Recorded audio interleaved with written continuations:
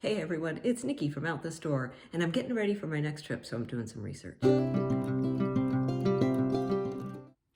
My two tips for you today. Number one, do your research. This is really important for a lot of reasons.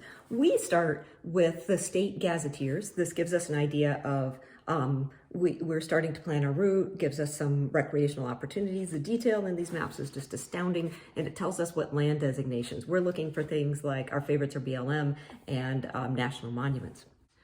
So the second step in this process is I go and I read a lot of reviews. I read a lot of travel blogs and I read a lot of different reviews, and I get a sense of the places that we want to go. Are they really cool? Are they really exciting? What type of rigs people have, so we know if our rig will fit, what the conditions of the roads are. So I'm looking at when they rode it, where they're going to, and what their setup is.